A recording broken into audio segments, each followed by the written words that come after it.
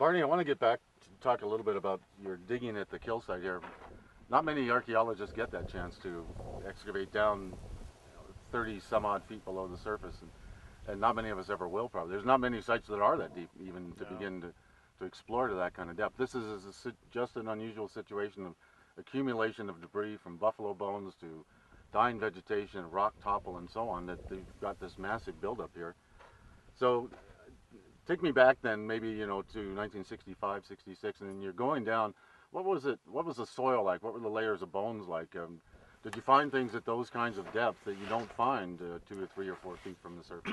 Well, actually, we found some at the surface, and we found some of the layers very close to the surface. Actually, we dug back up here above the potted area, because we knew that, you know, there were metal points in the collections from there. My grandmother had some. And, you know, beads and stuff. So obviously, you know, and this is tradition, this was being used, you know, well into the 1800s. Yeah. So we wanted to connect that into the stuff here where we were missing the top 3 feet, but it's gone. And so we got in a couple layers there, and then down in the upper layers here, back down to 10 feet, where we had buffalo hair, we had hide, we had stomach contents. Ooh. And after rains, it got real stinky. Yeah. And the other interesting, and yeah, it got pretty bad times here. But the other thing that was a real mystery to begin with, and still is perhaps, is everybody who came and dug here got sick. They ran at both ends for about 2 days. And this was, it happened 65. We had a bunch of people from Toronto, U of T, digging with us,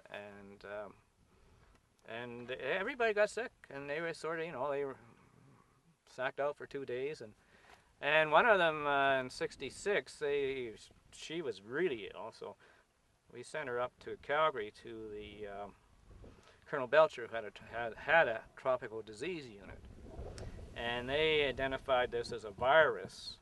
And this is which is very similar to what they call valley fever in California, right, which is most people, when you're digging in rock shelters and caves down in the Great Basin there, this is deadly.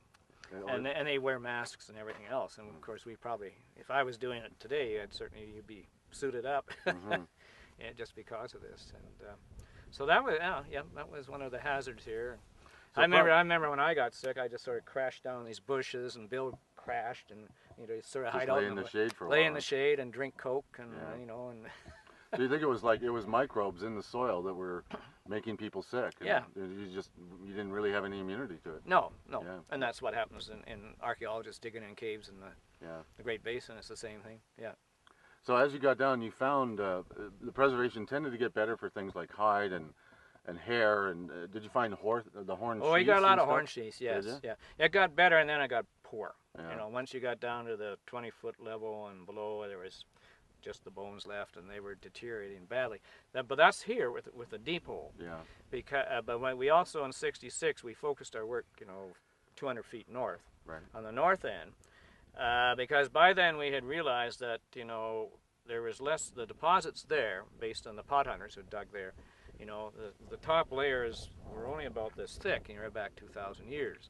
So we wanted to get down to the early deposits and open that up, so we worked up there. Right. And because it was much shallower, there we only got down 16 feet, I think, maximum, or 12 feet. You know, you had excellent preservation. Not of the soft tissue, but certainly the bones. The bone was better preserved. The bone was really good, yeah, you know, right down at the bottom, so we could